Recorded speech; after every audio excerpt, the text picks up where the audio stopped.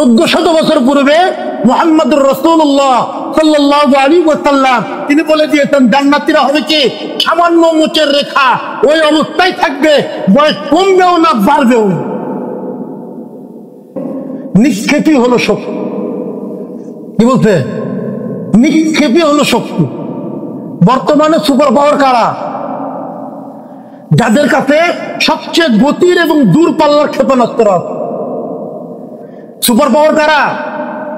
আজকে যদি বাংলাদেশের কাছে সবচেয়ে দূরপাল্লা সবচেয়ে গতি সম্পন্ন যদি কি থাকে, ক্ষেপণাস্ত্র থাকে, কোন দেশ তাকিয়ে কথা বলবে, চোখ তুলে কথা বলতে পারবে।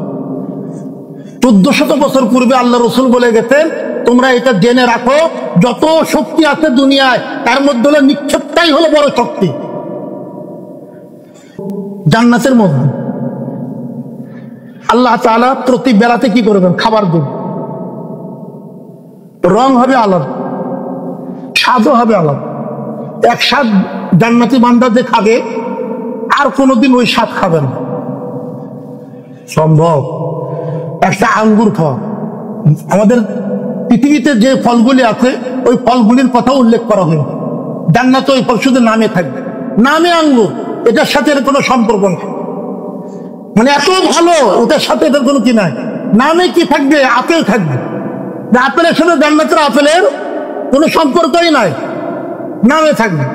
আপেলের স্বাদ এই যে খাওয়া শুরু করছে জন্ম থেকে নিয়ে মৃত্যু পর্যন্ত, কি কোনোদিন এদিক ওদিক হয়? 19-20 স্বাদ কি হয়?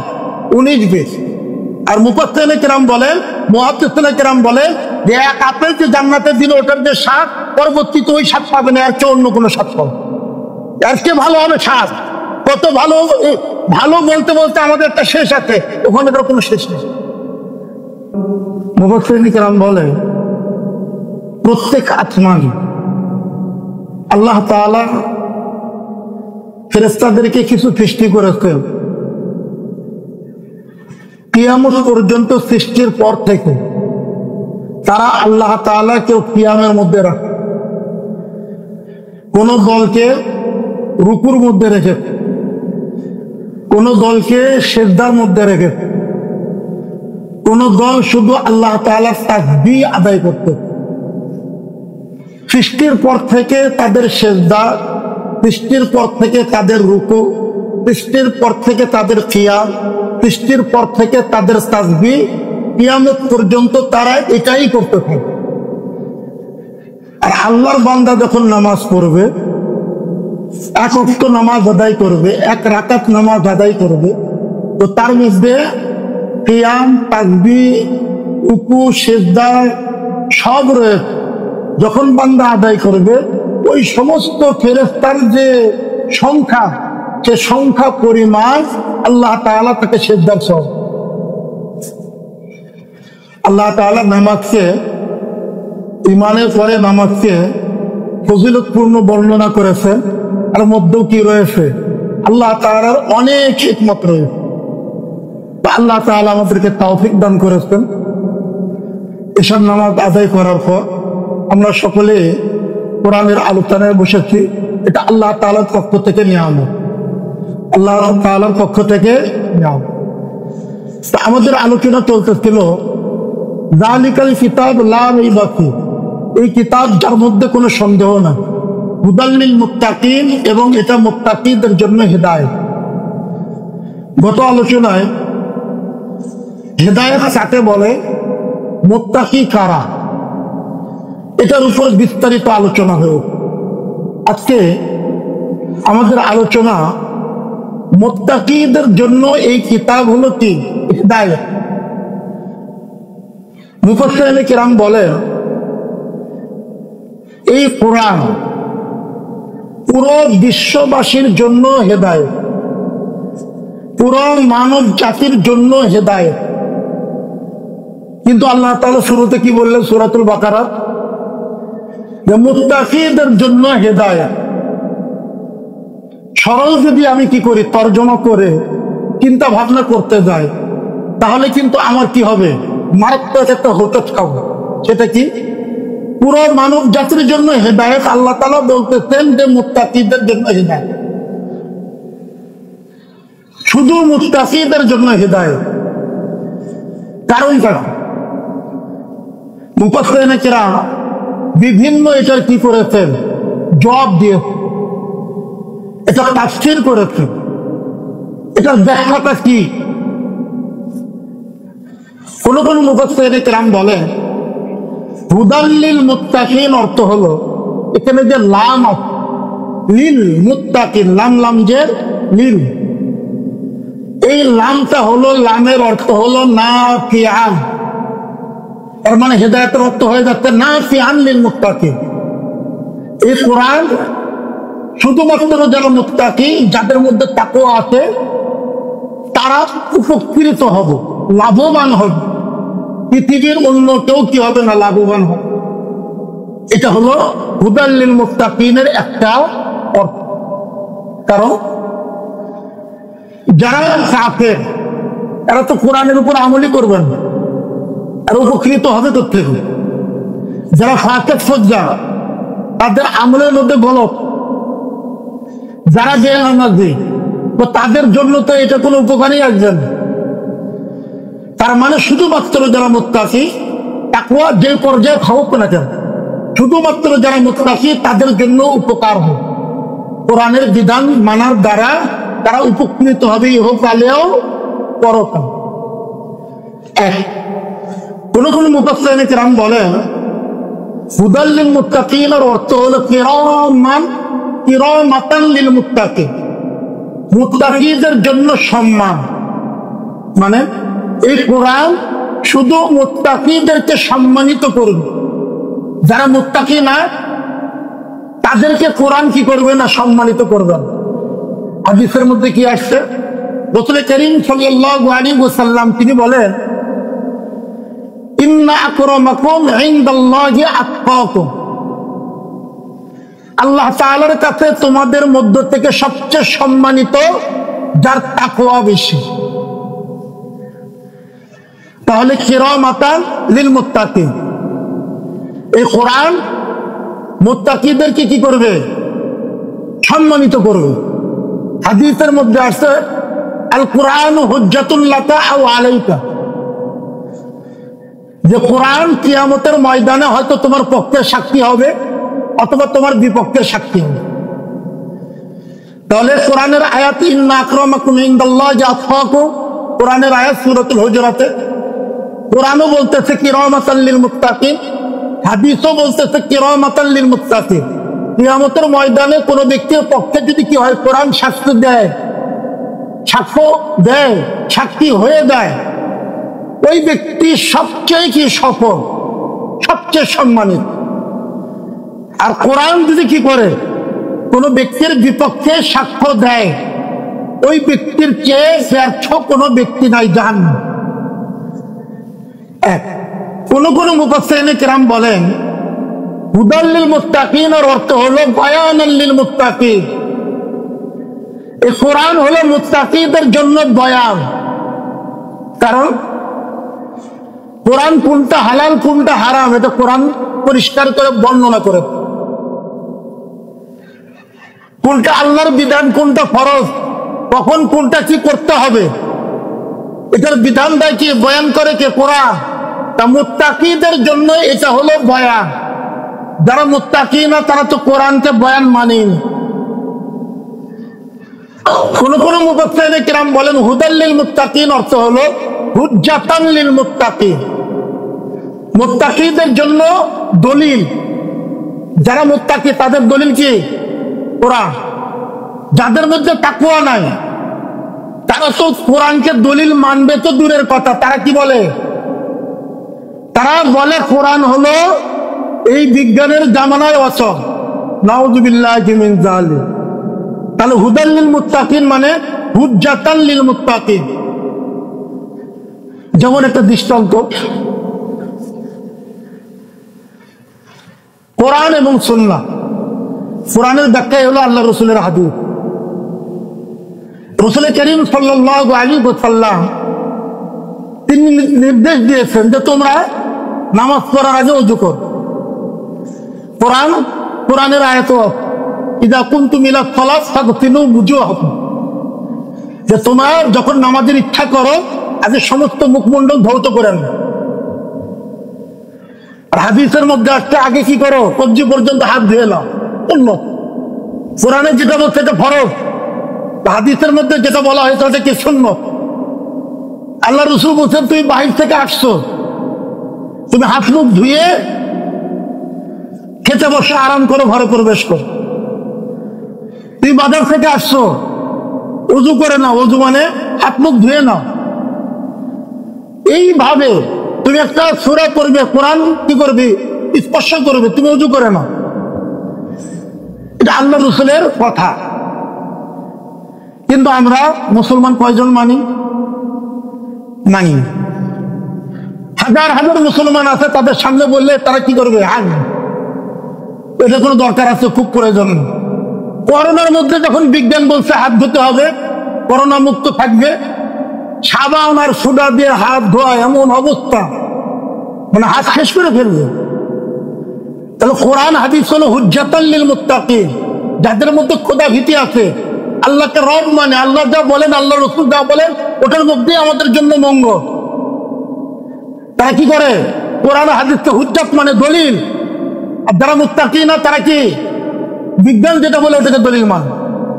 বুঝতে পারলেন তো তাকওয়া তাদের মধ্যে কতটুকু আছে। করোনার আগে তারা কি করেনি, এটাকে একটুকু পরোয়া করেনি। বলতে গেলে বলে এই অতিরিক্ত বেশি বেশি বলে, এটা এখন প্রয়োজন নাই, আমরা পরিষ্কার থাকি। আর বিজ্ঞান যখন করোনার মধ্যে বললো উঠতে বসতে হাত ধো, বাইরে যাও তাও হাত ধোয়া ছাড়া চোখে হাত দিও না, আর হাত দেয় না চোখে। তাহলে আমাদের হলো ইমানের অবস্থা। মুফাসসিরিনে কেরাম বলেন হুদাল লিল মুত্তাকিন মানে কি, হুজ্জাতান লিল মুত্তাকিন। কোরআন আর সুন্নাহ হলো মুত্তাকিদের জন্য দলিল, তারা অন্য কিছুকে দলিল মানেন না। পৃথিবীর যত যুক্তি আছে, পৃথিবীর যত বিধান আছে, যে পরিমাণ কোরআন সুন্নাহর সাথে সামঞ্জস্য রাখবে, সাদৃশ্যতা রাখবে, ওই পরিমাণ সে কি করবে, গ্রহণ করবে। আর যে পরিমাণ কোরআন সুন্নাহর সাথে সাংঘর্ষিক হবে ওটাকে বর্জন করবে। এটা হলো কি মুত্তাকিদের একটা বৈশিষ্ট্য। সাহাবা কেরাম রিদওয়ানুল্লাহি তাআলা আলাইহিম আজমাইন তাদের জীবন দিয়ে কি করে দিয়ে গেছে, দেখায় দিয়েছে। তো মুফাসসিরিনে কেরাম বলেন হুদাল লিল মুত্তাকিন মানে হুজ্জাতান লিল মুত্তাকিন, মুত্তাকিদের জন্য দলিল। যাদের তাকওয়া তারা একমাত্র কোরআন কি করবে, দলিল মানবে। আর আমাদের মধ্যে যারা মুসলমান দাবি করে এরাও বলে কি কোরআন এখন পরিবর্তন করতে হবে, অমুক আয়াত হাস্যকর, অমুক বিধান হাস্যকর। নাউযুবিল্লাহি মিন যালিক। এটাই হলো তাকওয়ার কি বুঝার একটা মেয়ার, মাপকাঠি। কে মুত্তাকি কে মুত্তাকি না খুব সুন্দর করে বুঝাবে। তো মহান আল্লাহ তাআলা শুরুতেই কোরআনের কি করেছেন, ঘোষণা দিয়ে দিয়ে যারা মুত্তাকি তারাই এটাকে কি মানবে, দলিল মানবে। আর কোরআনের ব্যাখ্যা কি, হাদিস। কোরআনের ব্যাখ্যা হাদিস।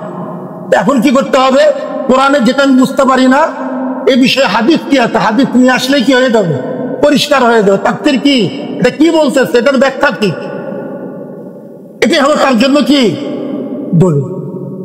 অন্য কিছু তার জন্য কি নয়, দলিল নাই। কারণ আল্লাহ আল্লাহ রসুল যেটা বলেন এক জাররা পরিমাণ তার মধ্যে কি নাই, মিথ্যা নাই। পৃথিবীর যে কোনো কিছু মিস হতে পারে, আল্লাহ আল্লাহ রসুল যেটা বলেছেন ওটা কিয়ামত পর্যন্ত মিস হবে। বরং এটা যে সত্য, বিজ্ঞান আরো কি করতেছে, তাদের যে গবেষণা, ওই গবেষণা ঘাটলে দেখা যায় আল্লাহ আল্লাহ রসুল যা বলতেন ওটা সবচেয়ে সত্য ছিল। হাজার হাজার কি আছে নমুনা, যেমন মেয়েরাজের ঘটনা। মেয়েরাজের ঘটনা ওই সময় তো বিজ্ঞান ছিল না। এখন বিজ্ঞান যে আবিষ্কার করেছে, এটার সাথে কোনো ব্যক্তি যদি কোরআন আর সুন্নাহর মেয়েরাজের কি থাকে, জ্ঞান থাকে, তাহলে বিশ্লেষণ করে দেখতে পারবে বিজ্ঞানও আজকে ওটাকে সত্য প্রমাণ করতে। বিজ্ঞান আজকে কি বলতেছে, যে এই যে আমরা দুনিয়াতে বসবাস করতেছি এটাই একমাত্র, এটাও ভুল। তারা বলতেছে এটাই একমাত্র, এটাই ভুল। কি জগৎ আরো দুইটা আছে, দুনিয়া হলো এক জগৎ, এই জগতে মানুষের বয়স বাড়তে থাকে, বার্ধক্যের দিকে যেতে থাকে। আর একটা জগৎ আছে যেটা তারা এখনো প্রমাণ করতে পারেনি, কিন্তু তাদের দাবি আর একটা জগৎ আছে যেখানে গেলে মানুষের বয়স কি হয়ে যাবে, কমতে থাকবে। আর একটা জগৎ আছে যেখানে গেলে মানুষের বয়স স্থির থাকবে। 1400 বছর পূর্বে মুহাম্মদুর রাসূলুল্লাহ সাল্লাল্লাহু আলাইহি ওয়াসাল্লাম তিনি বলে দিয়েছেন জান্নাতীরা হবে কি সামান্য মোচের রেখা, ওই অবস্থায় থাকবে, বয়স কমবেও না বাড়বেও না। সেই সময় আল্লাহ রাসূল বলে দিয়ে গেছে 33 বছর, কোন বর্ণনা আছে 30 বছর, 30 বা 33 বছরে কি হবে, যুবক হবে, ওই অবস্থায় থাকবে। আজকে বিজ্ঞান বলতেছে এটা হলো এই জগৎ, এখানে কি মানুষ খালি বার্ধক্যের দিকে যেতে থাকবে। আবার বিজ্ঞান কি বলতেছে, আলোর যে গতি, আলোর গতি সেকেন্ডে 1,83,000 মাইল। এই আলোর গতির সমান অথবা তার কি বেশি গতির কোন যদি রকেট কি করা যায়, তৈরি করা যায়, আর ওখানে একজন মানুষকে ধরে নিলাম, মানে সম্ভব তো না, ধরে নিলাম, ওখানে যদি কি করা হয়, একজন মানুষ 5 জন মানুষ সফর করে 50 বছর ঘুরে আসবে, আসার পর দেখবে তার সাথের লোকরা বুড়া হয়ে মরে গেছে, তারা ওই অবস্থায় আছে। তার মানে বোঝা গেল কি, আলোর গতি বা তার চেয়ে বেশি কোনো যদি গতি চলে আসে, সে কি হয়ে যায়, সময়ে ঊর্ধ্বে চলে যায়, সময়ে কি ঊর্ধ্বে চলে যায়। আল্লাহর রাসূলকে বাইতুল মুকাদ্দাস থেকে, বাইতুল্লাহ থেকে বাইতুল মুকাদ্দাস, এরপর ওখান থেকে নিয়ে গেছেন, অথচ দুনিয়াতে এসে দেখতেছে ওই অবস্থায় আছে। তার মানে আল্লাহর গতি ছিল বোরাক। বোরাক মানে কি, বিদ্যুৎ গতি, বিদ্যুৎ কি আলো, আলোর গতির কেউ কি ছিল, বেশি ছিল, যার কারণে আল্লাহ রাসূল ওই অবস্থায় আছেন, এত কিছু ঘুরে আসছেন, তারপরে এসে দেখতেন ওই অবস্থায় আছে। এখন বলতে পারেন বয়স তো বেশি হওয়ার কথা, তাই না? দুনিয়াতে যারা থাকবে তাদের বয়স বেশি হওয়ার কথা। আল্লাহ রাসূলের বয়স কি থাকলো, ওইরকমই থাকলো। আল্লাহ রাসূল টাকায় আসলেন 50 বছর 70 বছর, আর দুনিয়াতে ওই অবস্থায় থাকলো। আর বিজ্ঞান বলতেছে যে বিজ্ঞানকে অবাক করার জন্য উল্টা আল্লাহ কি করেছে, মানুষকে দিয়েছেন, দেখো আমি যেটা করি বিজ্ঞানের উল্টা। বিজ্ঞান বলতেছে আলোর গতির সাথে বা তার বেশি গতিতে কোন রকেটে 5 জন যদি থাকে 50 বছর ঘুরে আসে, দেখবে তারা ওরকমই আছে, তার সাথে মানুষ বুড়ো হয়ে মারা গেছে। আর আল্লাহ কি করলেন, মেরাজে আল্লাহ রাসূলকে আলোর গতিতে নিয়ে গেলেন। আল্লাহর রাসূলের ওখানে 50 বছর কেটে গেল, 70, যেটাই হোক অনেক সময় কেটে গেল, দুনিয়াতে আসে দেখতেন ওই অবস্থায় আছে। উল্টা হয়ে গেল না? আজকে বিজ্ঞান কি বলতেছে, বিজ্ঞান বলতেছে মানুষের কলন করা, মানুষের কি করা যায়, কলন করা যায়। যে মানুষ যে অবস্থায় আছে তার থেকে যদি কি নেওয়া যায়, ডিএনএ নেওয়া যায়, ওটাকে যদি কি বানানো যায়, হুবহু ওই মানুষ হবে, হুবহু কি হবে, ওই মানুষ হবে। আর আল্লাহ তাআলা কি করলেন, হযরত আদম আলাইহিস সালামের বাম পাশের পাঁজরের হাড় থেকে হাওয়া আলাইহিস সালামকে কি করলেন, তৈরি করলেন। পুরুষ থেকে কি নারী। বিজ্ঞান আজকে বলতেছে কলন করা যায়, নারী থেকে নারী, পুরুষ থেকে পুরুষ। আল্লাহ তাআলা কলন করে দেখালেন পুরুষ থেকে নারী। বিজ্ঞান এখন তুমি দেখো, এরপরেও কি আসে না, আমাদের বুঝে আসে না। আল্লাহ আল্লাহর রাসূল যা বলেন ওটা কি 100-এর মধ্যে 100% সত্য, হয়তো এখন আমার বুঝে আসতেছে না, এক সময় বুঝে আসবে। যেমন 1400 বছর পূর্বে ওই কলম কি আসেনি, বোঝা যায়নি। 1400 বছর পরে আলোর গতিতে গেলে কি হবে আমরা জানতাম না। আজকে বিজ্ঞান গবেষণা করে বলতেছে, আর আমরা দেখতেছি। তো আল্লাহ তাআলা এমন কিছু করতে বিজ্ঞানও চমকে যাচ্ছে যে আমরা তৈরি করলাম এই, আর আল্লাহ তাআলা করলেন এটার উল্টা। বিজ্ঞান তুমি এখন ভাবো, স্রষ্টা আমি না অন্য কেউ? যারা মুত্তাকি তাদের জন্য কি এই কোরআন হলো দলিল, কোরআন আর সুন্নাহ দলিল। যদি বিজ্ঞান এখন না পাওয়া যায়, আর অর্থ এই না যে কোরআন মিথ্যা, আমরা বুঝতেছি না। কোরআন হলো কি ইলমে ওহী, আর বিজ্ঞান হলো পঞ্চ ইন্দ্রিয়। পঞ্চ ইন্দ্রিয় দৌড় যেখানে শেষ, ইলমে ওহীর দৌড় ওখান থেকে শুরু। তাহলে পঞ্চ ইন্দ্র দিয়ে ওহীকে মাপতে গেলে কি হয়ে যাবে? ঝামেলা হয়ে যাবে। সমাজ সাহাবীর যারা মুত্তাকি খোদা ভীরু ঈমান যদি কি থাকে ওরকম থাকে, তো তাদের জন্যই হলো কোরআন কি হুজ্জা। এটাই দলিল। আমার বুদ্ধি আসুক অথবা না আসুক, সাহাবা কিরাম বিজ্ঞানের বল ছিল না। সাহাবা কিরামের যুগে বিজ্ঞানের কি ছিল না? বল ছিল না। সামিআনা ওয়া আতানা। আল্লাহ রাসূল মেরাজ করে আসছেন, সাহাবা কিরাম বর্ণনা করতেন, সাহাবা কিরাম বুঝে আসুক আর না আসুক, সামিআনা ওয়া আতানা তারা মেনে নিয়ে। আর কাফেররা বলতেছে তোমাদের রাসূল আসলে পাগল হয়ে গেছে, এটা কোনো কথা? এত কিছু তিনি ঘুরে আসলেন, ওই সময় যানবাহনের ওই যে উট আর ঘোড়া তারা তো কিছু ছিল না। বাইতুল মুকাদ্দাস আরশে মুআল্লা, আর আসে দেখতেছেন ওই অবস্থায় আছে। একটা বড় পাগল আর কেউ নেই। আল্লাহ রাসূল যেটা বলেছেন, এই কথা বলার দ্বারা যারা কাফের মুশরিক তাদের অন্তরের মধ্যে কোনো পরিবর্তন হইতে কোনো পরিবর্তন না হয়নি। এটাই হলো বিশ্বাস। এমন বিশ্বাস যদি আমরা আনতে পারি তাহলে আমরা বুজুর্গ মুত্তাকি। কাল কিয়ামতের ময়দানে কবর থেকে আমাদের শান্তি কি হবে? শুরু হবে। হাসর নাসরে যে কাদের সাথে হবে? সাহাবা কিরাম রিদওয়ানুল্লাহি তাআলা আলাইহিম আজমাইন। যারা Abu Jahl, Abu Lahab, Utba, Shaiba এদের উত্তরসূরি কর্মে ওদের হাসর নাসর হবে Abu Jahl, Abu Lahab, Utba, সাইবার সাথে। ওই সময় বুঝতে পারবো কি ব্যর্থতা আর কি সফলতা। তো মুত্তাকিদের জন্য কোরআনই হলো কি দলিল। বুঝে আসুক, এত ভালোবাসো। এতক্ষণ পর্যন্ত এর পূর্বে গত আলোচনায় বলেছিলাম মুত্তাকি কাদেরকে বল। এখন মহান আল্লাহ তাআলা বলতেছেন মুত্তাকি কারা। এতক্ষণ পর্যন্ত আল্লাহর রাসূল মুত্তাকি কাদেরকে বলেছেন সেটা আমরা বর্ণনা করেছি। মুফাসসিরিনে কেরাম বড় বড় যারা কি ফুকাহায়ে কেরাম তারা মুত্তাকির সংজ্ঞা কি দিয়েছেন ওটা আমাদের আলোচনা হয়ে গেছে। এখন আল্লাহ তাআলা নিজেই কি করতেছেন? বর্ণনা করতেছেন মুত্তাকি কারা। আল্লাহ তাআলা নিজেই বর্ণনা করতেছেন। সেটা কি? আল্লাযীনা ইউমিনুনা বিল গায়ব, যারা ঈমান এনেছে গায়বের প্রতি, অদৃশ্যের প্রতি। যারা কি অদৃশ্যের প্রতি ঈমান এনেছে। মুত্তাকিদের এক নাম্বার বৈশিষ্ট্য, মুত্তাকিদের কি এক নাম্বার বৈশিষ্ট্য। এখানে দুটো শব্দ, একটা হলো ঈমান, একটা হলো গায়ব। একটা হলো বিশ্বাস, একটা হলো কি অদৃশ্য। ঈমান কাকে বলে?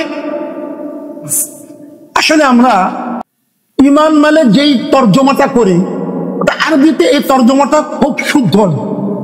ঈমান মানে বিশ্বাস, যে আমরা তর্জমা করি এটা কি না পরিপূর্ণ ঠিক তর্জমা। তর্জমা হলো তাসদীক। সমস্ত আরব তারা ঈমান মানে জিজ্ঞাসা করবেন মাল ঈমান, তারা বলবো তাসদীক। তাসদীক মানে সত্যায়ন করা। একটা বিশ্বাস করা আর একটা কি করা? সত্যায়ন করা। দুটা কিন্তু আলাদা জিনিস। দুটা কিন্তু কি আলাদা জিনিস। একটা হলো বিশ্বাস করা, একটা হলো সত্যায়ন করা। অনেকে ভূত প্রেত কি করে? বিশ্বাস করে, সত্যায়ন করতে পারে? সত্যায়ন করতে পারে না। আবার অনেক বিষয় আছে, যেমন আমাদের জান আছে, এতে কে না বিশ্বাস করে? সত্যায়ন করা সম্ভব? সত্যায়ন করা সম্ভব নয়। এমন অনেক বিষয় আছে।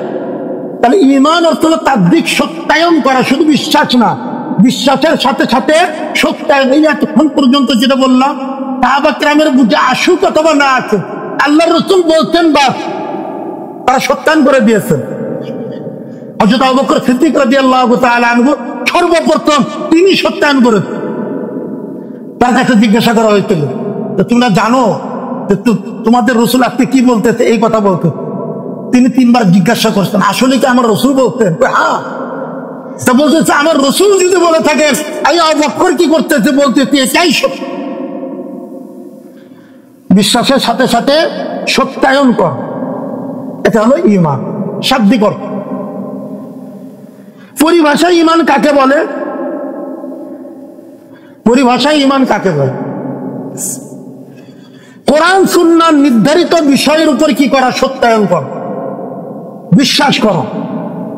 কোরআন আর সুন্নাহ যে সমস্ত বিষয়ের উপর আমাদেরকে বিশ্বাস করতে বলেছে ওটার উপর বিশ্বাস কর। যেমন বিভিন্ন কিতাবের মধ্যে, বুখারী শরীফের মধ্যেও হযরত ওমর ইবনুল খাত্তাব রাদিয়াল্লাহু তাআলা আনহু তার থেকে একটা হাদিস, যে হাদিসটা আমরা সকলেই জানি। সেটা কি? হাদিসের নাম হাদিসে জিবরিল। ওই হাদিসের নাম কি? হাদিসে জিবরিল। সেটা কি? একজন ব্যক্তি আসবে, একজন মুসাফির আসবে, সাদা চুলদার, অথচ তার উপর কোনো ধুলাঢালি কিচ্ছু নেই, পরিষ্কার পরিচ্ছন্ন, কিন্তু মনে হচ্ছে অনেক দূর সফর করে আসছে। তিনি এসে আল্লাহর রসুলের সামনে হাঁটুর সাথে হাঁটু লাগিয়ে দিয়ে আমরা যেমন আত্মায়াতু সূরাতে বসি ওইভাবে বসলেন। এক এক করে তিনি প্রশ্ন করতেছেন, আল্লাহর রসুল জবাব দিচ্ছেন। জবাব দেওয়ার পর তিনি বলতেছেন যে আপনি সত্য বলেন। এটা হলো হাদিসে জিবরিল। তো ওখানে আল্লাহর রসুলকে জিজ্ঞাসা করা হয়েছিল মাল ঈমান, ঈমান কি? তো আল্লাহর রসুল কি বলেছিলেন? ওই যেটা আমরা পড়েছি, আমানতু বিল্লাহি ওয়া মালাইকাতিহি ওয়া কুতুবিহি ওয়া রুসুলিহি ওয়াল ইয়াউমিল আখির ওয়াল কদরি খায়রিহি ওয়া শাররিহি মিনাল্লাহি তাআলা ওয়াল বা'থ বা'দাল মাউত।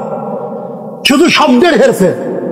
আল্লাহ রসুল বলছেন আনতুমিনা বিল্লাহ, আল্লাহর প্রতি ঈমান আনবে। আর এখানে আমানতু বিল্লাহ, আমি ঈমান আনতে, এটা হলো ঈমান। ঈমান কি? মূল্য কি? এটার ফজিলত কি? ঈমান হলো সবচেয়ে মূল্যবান সম্পদ। ঈমান হলো কি? সবচেয়ে মূল্যবান সম্পদ। হাদিসের মধ্যে কি আসছে? রাসূল করিম সাল্লাল্লাহু আলাইহি ওয়াসাল্লাম তিনি বলেন, ইয়াখরুজু মিনান নার মান কানা ফি কলবিহি মিসকাল যাররাতিন মিন ঈমান। কিয়ামতের ময়দানে যে ব্যক্তির অন্তরের মধ্যে যাররা পরিমাণ, একটা শস্যকে হাজার ভাগ করলে যে পরিমাণ হয়, যাররা মিসকাল যাররা, যাররা পরিমাণ যদি কি থাকে, ঈমান থাকে, তো জাহান্নাম থেকে সে মুক্তি পাবে, জান্নাতে চলে যাবে। তার যদি অনেক গুনাহ থাকে, গুনার শাস্তি ভোগ করার পর একদিন না একদিন জান্নাতে প্রবেশ করবে। এর চেয়ে সুসংবাদ আর কি হতে পারে? যেই দিন শুরু হবে ওটার আর কোনো কিনাই শেষ নেই। আর যারা ওই মিসকাল যাররাতিন, এই পরিমাণও যাদের ঈমান থাকবে না, তার মানে দায়েরে ঈমান, যাকে আমরা বাংলায় বলি বেঈমান, ঈমানই না, সে কিন্তু মুসলমান হওয়ার পরেও খালিদিনা ফিহা আবাদা, জাহান্নামের মধ্যে চিরস্থায়ী সে বসবাস করবে, শাস্তি ভোগ করবে। রাসূল করিম সাল্লাল্লাহু আলাইহি ওয়াসাল্লাম তিনি বলেন, ঈমানের শাখা কয়টি? ৭৭টি শাখা। ঈমানের শাখা কয়টি? ৭৭। ওটার সবচেয়ে বড় শাখা লা ইলাহা ইল্লাল্লাহ, ওয়া আদনাহা, সর্বনিম্ন ঈমানের শাখা হলো রাস্তা থেকে কোনো কষ্টদায়ক বস্তু সরিয়ে দাও। তার মানে বোঝা গেল ঈমান হলো বিশ্বাসের সাথে সাথে কি? কর্ম। বিশ্বাসের সাথে সাথে কর্ম। এ কারণে মুফাসসিরিনে কেরাম বলে যে ঈমান হলো তিনটা বস্তুর নাম। ঈমান হলো কি? তিনটা বস্তুর নাম। তাসদীক বিল জিনান, ইকরার বিল লিসান, আমল বিল আরকান। অন্তরে সত্যায়ন করা, মুখের দ্বারা স্বীকার করা, সেই অনুযায়ী আমল করো। অন্তরে বিশ্বাস নাই, মুখে স্বীকার করি, আমল করি, সে হলো মুনাফিক। সে হলো কি? মুনাফিক। যেমন সূরাতুল মুনাফিকুনের মধ্যে আল্লাহ তাআলা বলেন, ইযা জাআকাল মুনাফিকুনা, যখন মুনাফিক আপনার কাছে আসে তারা বলে আপনি রাসূল। আল্লাহ বলেন আপনি তো রাসূল, ওটা আমিও জানি, কিন্তু তারা মিথ্যা বলে। মুনাফিক বলছে আল্লাহ রাসূলের কাছে এসে যে আপনি আল্লাহর রাসূল, আল্লাহ বলে আপনি যে আপনি আল্লাহর রাসূল, ওটা আমিও জানি, এটা আমি সাক্ষ্য দিচ্ছি, তারা মিথ্যাবাদী। তরজমা বললে কেমন লাগে না? তারা তো সত্য কথাই বললো, মিথ্যাবাদী হলো কি করে? তার মানে তাসদিকের যে নাম না, মুখেও স্বীকার করে, আল্লাহ রসুলের পিঠে নামাজও আদায় করে, অন্তরে বিশ্বাস। তাহলে বোঝা গেল ইমান যে তিনটা বস্তুর নাম, একটা হলো তাসদিক বিল জিনান, ইকরার বিল লিসান, আমল বিল আরকান। মনে সত্যায়ন করা, বিশ্বাস করা, মুখে স্বীকার করা, আমল করা। আমার স্বীকার আছে, আমল আছে, বিশ্বাস করি না, তাহলে আমি কি মুনাফিক? আমার বিশ্বাস আছে, আমি স্বীকারও করি, আমল করি না, ফাসিক। সে কি ফাসিক, গুনাহগার। তিনটার একটাও যদি না থাকে সে হলো কাফির। সে হলো কি কাফির। আবার কেউ কেউ ভিন্ন ভাবেও বলেছে, মুখেও স্বীকার করে না, আমলও করে না, অন্তরে জানে যে কিনা আল্লাহ রসুল, জানে, তাসদিক করে না। কি করে না? তাসদিক, সত্যায়ন করে না, বিশ্বাস তিনি যে আল্লাহর রসুল। এটা আল্লাহ রসুলের চাচা, তিনি জানতেন না? জানতেন। তার দাদা জানতেন, কিন্তু মুখেও স্বীকার করেনি, তাসদিক ছিল না, বিশ্বাস ছিল, কি ছিল না? সত্যায়ন করেন। অনেক কাফের, অনেক ইহুদি পণ্ডিত, তারা জানতো যে তিনিই শেষ নবী, কিন্তু মুখেও স্বীকার করেনি, অন্তরও সত্যায়ন করেনি, আমল তো দূরের। তাহলে তারা কি? এটা হলো ঈমান বিল গায়ব, গায়বের প্রতি বিশ্বাস কর। মুত্তাকিদের প্রথম নম্বর সিফত হলো ঈমান। কারণ হলো ঈমান সবচেয়ে দামি। ঈমান সবচেয়ে কি দামি? কারণ আমার কোনো আমল নাই, আল্লাহ না করে আমার কোনো আমল নাই, কিন্তু এমন কোনো কথা, এমন কোনো কাজ করিনি যার দ্বারা কি হয়ে যায়? ঈমান নষ্ট হয়ে যায়। তার মানে যারা পরিমাণ হলেও আমার মধ্যে কি আছে? ঈমান আছে। সেও একদিন না একদিন জান্নাতে যাবে। আর যদি আমার সমস্ত আমল আছে, এমন কাজ করেছি, এমন কথা বলেছি, বা এমন বিশ্বাস করেছি যার দ্বারা ঈমান নষ্ট হয়ে যায়, কিয়ামত পর্যন্ত আর জান্নাতে যেতে পারবে। মারাত্মক বিষয় না? অনেক আমল আছে, অনেক নামাজ আছে, অনেক রোজা আছে, হজ আছে, উমরা আছে, দান সদকা আছে, কিন্তু এমন কোন বিশ্বাস লালন করত, এমন কোন বিশ্বাস লালন করতে, যেমন কোন ব্যক্তি যদি মনে করে সব করে, সব পাক্কা মুসলমান, এই যুগে এই কোরআন সুন্নাহ ইসলাম যোগ্য নয়, অচল। কি করবে কোরআন সুন্নাহ নিয়ে আসে? কি করবে? বর্তমান যুগে কি তৈরি করবে? প্রযুক্তি এত উন্নত হয়ে গেছে, কোরআনে কি আছে? এরকম যদি মনে করে, সাথে সাথে ঈমান শেষ, সাথে সাথে কি ঈমান। মানে আমরা এমন মুসলমান, কোরআন সুন্নাহ আমরা জানতেও চাই না, জানতেও চাই না। যেখানে ভালো ভালো আলোচনা হয় বা সুন্দর সুন্দর আলোচনা হয়, বুঝার মতো, জ্ঞানের মতো, ওটা শুনতেও চাই, আকর্ষণও না। যার কারণে আমরা জানি না, যার কারণে আমরা কি জানি না। বর্তমান বিশ্বে একেবারে একেবারে ব্যক্তি থেকে নিয়ে আন্তর্জাতিক পর্যন্ত প্রত্যেক জীবনে যত উন্নত দেখতেছি, যত প্রযুক্তি দেখতেছি, সব কোরআন সুন্নাহ মূল কারণ। কিভাবে? এটা সম্ভব নয়। 1400 বছর পরে বিজ্ঞানী ছিল না, তখন আবার কিসের ভিত্তি হবে? রাসূল করিম সাল্লাল্লাহু আলাইহি ওয়াসাল্লাম তিনি মসজিদে নববীর মেম্বারে এলান দিয়েছিলেন, এইভাবে বসলেন, বসে তিনি বলেন, তোমরা জেনে রাখো, আলা ইন্নাল কুওয়াতার রামি, একটা তথ্য দিয়ে দিলেন। আলা ইন্নাল কুওয়াতার রামি কয়বার বলতেন? 3 বার বলতেন। কি বলছেন? অর্থ কি? নিক্ষেপী হলো শক্তি। কি বলছে? নিক্ষেপী হলো শক্তি। বর্তমানে সুপার পাওয়ার কারা? যাদের কাছে সবচেয়ে গতির এবং দূরপাল্লার ক্ষেপণাস্ত্র আছে, সুপার পাওয়ার কারা?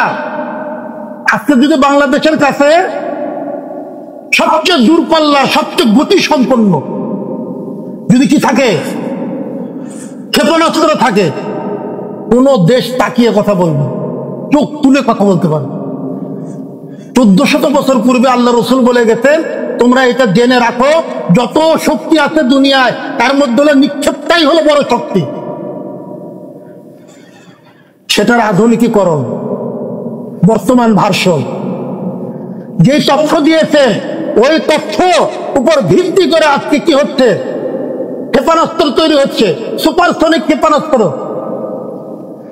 যেটা কি করে হাজার হাজার ঘন্টায় হাজার হাজার মাইল চলে যায়, দূর পাল্লা, পৃথিবীর এক প্রান্ত থেকে মনে হয় অর্ধেকে যা পৌঁছে যাবে। তারা এখন সুপার পাওয়ার। আর আমরা বলি কোরআন কি বলে, হাদিস কি বলে? কোরআনের ব্যাখ্যা কি? হাদিস। কোরআনে বলতে চাই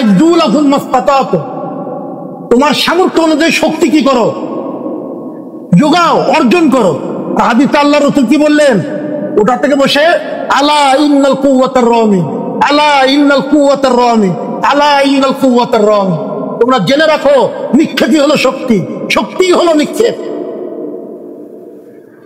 আজকে তারা সুপার পাওয়ার হয়ে গেছে। আমরা আমাদের পাশের রাষ্ট্রে কচু কাটা করতে মুসলমানদেরকে রাস্তা ঘাটে বাড়িতে কিচ্ছু বলতে পারতেছেন।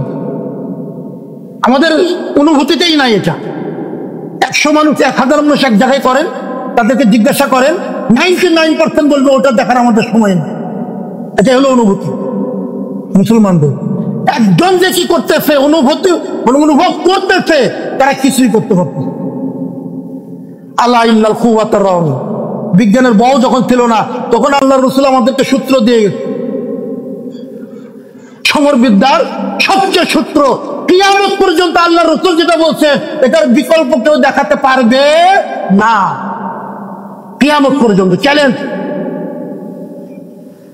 বর্তমানে যারা বিজ্ঞান আছে, সমরাস্ত্রে যারা বিশেষজ্ঞ, তাদেরকে প্রশ্ন করেন, আপনার কাছে আলা ইন্নাল কুওয়াতার রামি এটার কি বিকল্প আছে কিনা?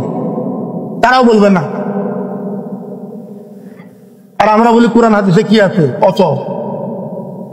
এক তো জানবো না, আর একটা জানার চেষ্টাও করবো না।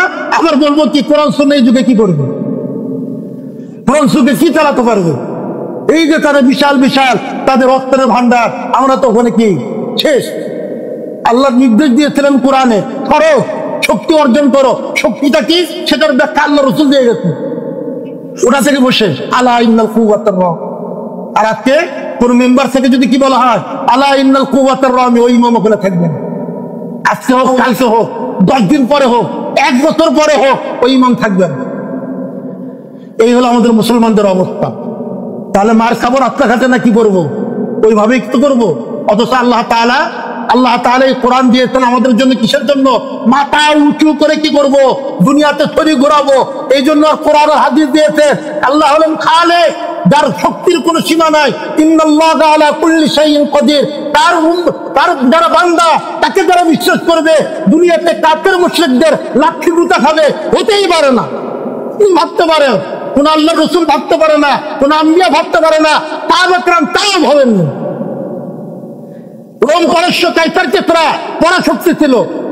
আল্লাহ রসুলের আপনার সাহাবী ভাঙ্গা তরবাল নিয়ে চলে গেছে, যেখানে ভয়ে মানুষ ঢুকতে পারে না, পেশাব করে দেয়।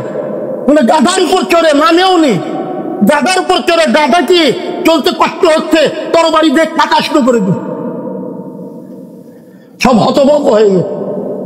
পড়া শক্তি কাইসার কেসরা, আর তার এইখানে এই অবস্থা। এর জন্য কোরআন দেওয়া হয়েছিল।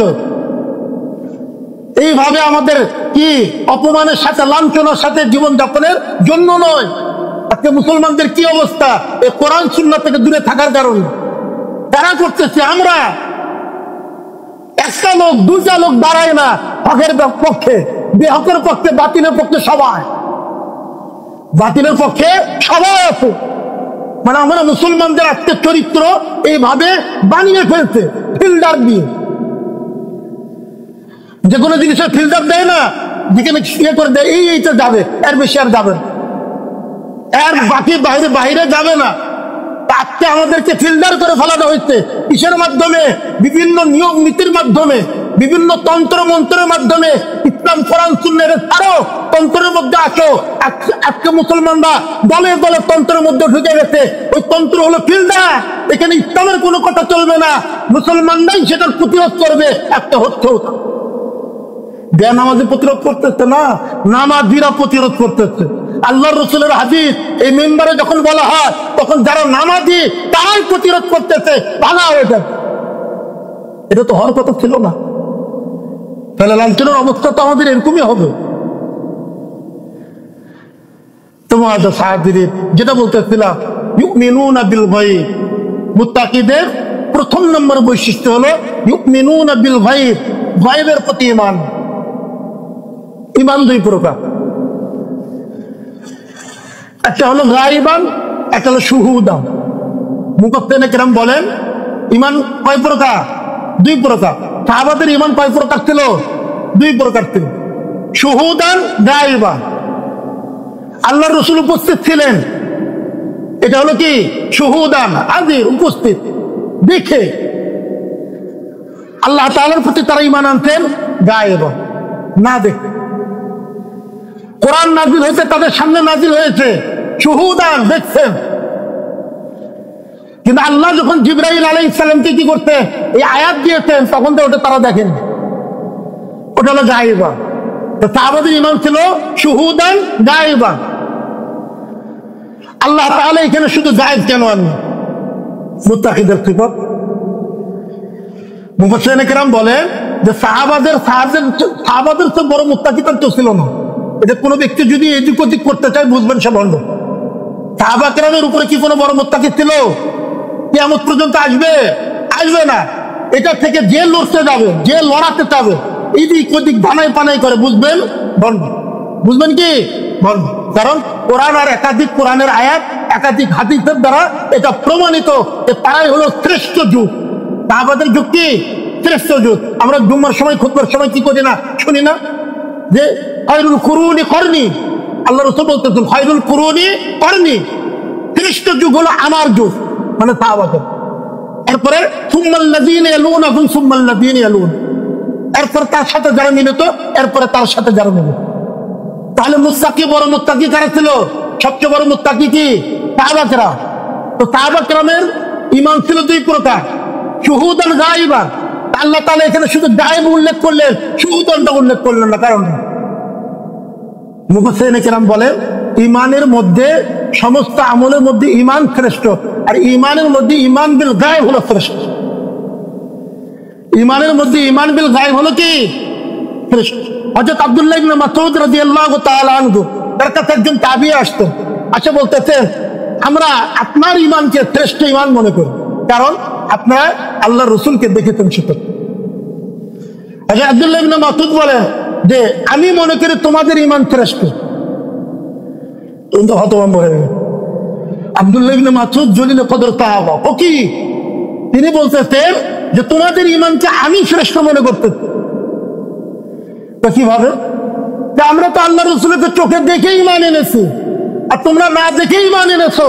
আর না দেখে ঈমান আনা, ঈমান বিল গায়ব হলো শ্রেষ্ঠ ঈমান। ঈমান বিল গায়ব হলো কি শ্রেষ্ঠ ঈমান। দেখি না দেখে যেটার প্রতি ঈমান আনে শ্রেষ্ঠ, এটা বলছেন সাহাবা। আর কেউ এটা কি করতে পারে? কিছু আছে আমাদের মধ্যে মুসলমান, সাহাবাদের কথা কেউ উদ্র করে ফেলে, নাউযুবিল্লাহি মিন যালিক। হাদিস রাসূল কারীম সাল্লাল্লাহু আলাইহি ওয়াসাল্লাম তিনি বলেন আমার এক উম্মত আসবে মিন বাদি, আমার পর, আমার উম্মত আসবে আমার পরে, যারা আমাকে না দেখে ঈমান আনবে,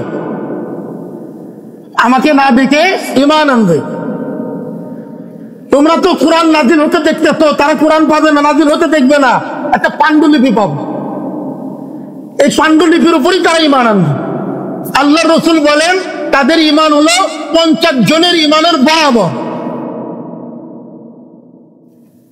সাহাবাগণ জিজ্ঞাসা করছেন মিন্না মিনহুম, এটা কি আমাদের থেকে 50 নাকি তাদের মধ্যে থেকে 50?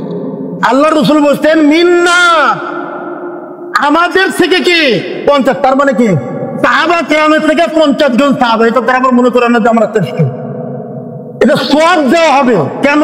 ঈমান বিল গায়বের কারণ, না দেখেই তারা ঈমান এনেছে। যেমন শহীদের মর্যাদা বলা হয় না, কোন ব্যক্তি যদি পেটের রোগী কি হয়ে যায়, মারা যায়, মান কতালাহুল বাতান, যে ব্যক্তিকে কতল করে ফেললো তার বতন, তার পেট, সে হলো শহীদ। আল্লাহ রাসূল কি বলতে, আসলে কি শহীদ? শহীদের মর্যাদা, সে যুদ্ধে শহীদের সমতুল্য না, মর্যাদা দেওয়া হবে তাকে, সওয়াব দেওয়া হবে তাকে। ঠিক এটা হলো এরকম। আল্লাহ রাসূল বলতে মিনকুম, তোমাদের মধ্য থেকে, তাদের মধ্য থেকে। তাহলে ঈমান বিল গায়ব হলো শ্রেষ্ঠ। এই কারণে কি করেছে মহান আল্লাহ তাআলা প্রথম নম্বর মুত্তাকিদের বৈশিষ্ট্য দিয়েছেন ঈমান বিল গায়ব। শুধু ঈমান বলতে পারতেন, যেহেতু শুহুদান গায়বান, দুই প্রকার ঈমান, সাহাবাদেরও দুই প্রকার ঈমান। তো মুত্তাকি তাদের উপরে তো কোরআন নাযিল হইতো। এই আয়াত যখন নাযিল হয় আমরা ছিলাম নাকি? তাবিঈ ছিল না, তাবিঈ তো ছিল না। যারা সাহাবা ছিলেন তাদের উপরেই তো কি হয়েছে, এই সময় কোরআন নাযিল হয়েছে। তো তাদের চেয়ে বড় মুত্তাকি তো আর কেউ নাই, আর নাইও কেউ এখন। উম্মতের আর কেউ ছিল? সাহাবা ছাড়া ছিল? তাবিঈ ছিল না, তাবিঈ ছিল না, আইমে মুর্শিদে আমাদের তো কোনো কথাই নাই। তাহলে তাদের ঈমানের কথাই বলা হয়েছে, হুদাল লিল মুত্তাকিন, তাদের মধ্য থেকে ধরা হয়েছে। এই আল্লাযীনা ইউমিনুনা বিল গায়ব, গায়বের কথা উল্লেখ করলেন, শুহুদান উল্লেখ করেন। কারণ হলো ঈমান বিল গায়ব হলো শ্রেষ্ঠ, আর শ্রেষ্ঠর উল্লেখ করলে পরেরটা এমনি হয়ে যাবে। তাহলে গায়েব মানে কি? এটা শাব্দিক অর্থ আমরা জানি, গায়েব মানে অদৃশ্য, না দেখা, চোখে না দেখা। আসলে গায়েবের অর্থ, গায়েব কাকে বলে পারিভাষিক ভাবে বিভিন্ন মুফাসসিরিনে কেরাম এটার কি দিয়েছে, গায়েবের পারিভাষিক শরীয়তগত এটার পরিভাষাগত অর্থটা কি। তারা বলছেন গায়েব হলো এমন বস্তু লা ইয়াকাউ তাহতাল হাওয়া, পঞ্চ ইন্দ্রিয়ের দ্বারা বোঝা যায় না, মানে এখানে কোনো পঞ্চ ইন্দ্রিয়ের কোনো কাজ নাই, এটা হলো গায়েব, অদৃশ্য। কে বলছেন? লা ইউমকিনুল উসুল ইলা মারিফাতিহি ইল্লা বিল ওয়াহী। গায়েব হলো পরিপূর্ণভাবে কি করা যায় না, পরিপূর্ণভাবে পঞ্চ ইন্দ্রিয়টা বোঝা যায় না, ওহী ছাড়া, ওহী ছাড়া বোঝা যায় না। তার মানে আখিরাত, তার মানে কি আখিরাত, কবর, ফেরেশতা, মহান আল্লাহ তাআলা, জান্নাত, জাহান্নাম, অদৃশ্যের যে সংবাদগুলো দিয়েছে সব হলো ঈমান বিল গায়ব, সব হলো কি ঈমান বিল গায়ব। এটা কি করা যায় না, পরিপূর্ণ পঞ্চ ইন্দ্রিয় দ্বারা বোঝা যায় না। যেমন কবর, কবরে আযাব সত্য, হাদিসে আসছে, হাজার হাজার হাদিস। এই যে হাজার হাজার ব্যক্তিকে আমরা কবর দিই, ঢাকাতে যেরকম 5 বছর পর পর পুরা সমস্ত হাড্ডি এক জায়গায় করে আবার তারা দাফন করে দেন, নতুন করে কবর হতে থাকে। অথচ হাদিসে আসছে যারা জান্নাতি হবে তাদের কবরের সাথে জান্নাতের সংযোগ থাকবে, তাদের দৃষ্টিসীমার শেষ দৃষ্টিসীমা পর্যন্ত কবরকে প্রশস্ত করে দেওয়া হবে। আর কবরই তো নাই, সব হাড্ডি টাড্ডি উঠেতে এক জায়গায় দাফন করে দেওয়া হলো। এই পঞ্চ ইন্দ্রিয়ের দ্বারা কি বোঝা যায়? বোঝা যায়। এটাই হলো কি ঈমান বিল গায়ব, এটাই হলো কি ঈমান বিল গায়ব। জান্নাত জাহান্নাম আল্লাহ রাসূল বলতে মা লা আইনুন রাআত ওয়ালা উযুনুন সামিআত ওয়ালা খাতারা আলা কলবি বাশার, যেটা চোখেও দেখেনি, কানেও শোনেনি, অন্তরেও কল্পনা করতে পারে না, এটাই হলো জান্নাত। জান্নাতে এরকম হবে। শুধু কি কি হবে, যে পরিমাণ হাদিস আর রাসূলের দ্বারা আমরা জানছি, এই কোরআনের যতটুকু জানছি ঠিক অতটুকু, ইলমে ওহী দ্বারা যে পরিমাণ জানছি অতটুকুই বুঝতে পারি। পূর্ণাঙ্গ বোঝা পঞ্চ ইন্দ্রিয় দ্বারা সম্ভব। যেমন জান্নাতের মধ্যে আল্লাহ তাআলা প্রতি বেলাতে কি করবেন, খাবার দেবেন, রং হবে আলাদা, স্বাদও হবে আলাদা। এক স্বাদ জান্নাতি বান্দা যে খাবে আর কোনোদিন ওই স্বাদ খাবে না, সম্ভব? একটা আঙ্গুর খাওয়া, আমাদের পৃথিবীতে যে ফলগুলি আছে ওই ফলগুলির কথা উল্লেখ করা হয়, জান্নাতে ওই ফল শুধু নামে থাকবে, নামে আঙ্গুর, এটার সাথে এর কোনো সম্পর্ক নেই। মানে এত ভালো, ওটার সাথে এটার কোনো কি নাই। নামে কি থাকবে? আপেল থাকবে। আপেলের সাথে জান্নাতের আপেলের কোনো সম্পর্কই নাই, নামে থাকবে। আপেলের স্বাদ এই যে খাওয়া শুরু করতে জন্ম থেকে নেই মৃত্যু পর্যন্ত, কি কোনোদিন এদিক ওদিক হয়? 19-20 স্বাদ কি হয়? 19-20। আর মুফাসসিরিনে কেরাম বলেন, মুহাদ্দিসিনে কেরাম বলেন যে এক আপেল যে জান্নাতে দিল, ওটার যে স্বাদ পরবর্তীতে ওই স্বাদ পাবে না, এর চেয়ে অন্য কোনো স্বাদ পাবে। এর চেয়ে ভালো হবে স্বাদ। কত ভালো! ভালো বলতে বলতে আমাদের একটা শেষ আছে, ওখানে তার কোনো শেষ নেই। এ কারণে কি বলা হয়েছে? আল্লাহ রাসূল বলছেন, কোনো চোখ দেখেনি, কোনো কান শোনেনি, কোনো অন্তর কল্পনাও করতে পারবে। তাহলে এগুলো হলো কি? পঞ্চ ইন্দ্র দ্বারা বোঝা সম্ভব না। এটাই হলো ঈমান বিল গায়ব। ঈমান বিল গায়ব আমাদের কি কি করতে হবে? কোন কোন জিনিসের উপর ঈমান আনতে হবে, কিভাবে আনতে হবে, এটা আমাদের আলোচনা করা দরকার, খুব প্রয়োজন ঈমানের জন্য। যে কোন কোন বিষয়ের উপর আমাদের ঈমান রাখতে হবে। হাদিসে জিবরিলের মধ্যে ওই যে হযরত জিবরাইল আলাইহিস সালাম আসলেন, আসে যে বসলেন, এক একটা করে প্রশ্ন করতেছেন, আল্লাহ রাসূল উত্তর দিচ্ছেন। ওখান থেকে আমরা জানবো যে কোন কোন বিষয়ের উপর ঈমান আনতে হবে। এরপরে মুহাদ্দিসিনে কেরাম, ফুকাহায়ে কেরাম, মুফাসসিরিনে কেরাম যেভাবে বলেছেন কোনটাকে কিভাবে ঈমান আনতে হবে, এটা আমাদের কি করতে হবে? আলোচনা। যদি আল্লাহ তাআলা তৌফিক দান করেন, আগামীতে ইনশাআল্লাহ আল্লাযীনা ইউমিনুনা বিল গায়ব, এটার উপর কি হবে আলোচনা করার চেষ্টা করবো। ওয়া মা তাওফীকি ইল্লা বিল্লাহ। আমরা সকলে কয়েকবার ইস্তেগফার করে আস্তাগফিরুল্লাহ।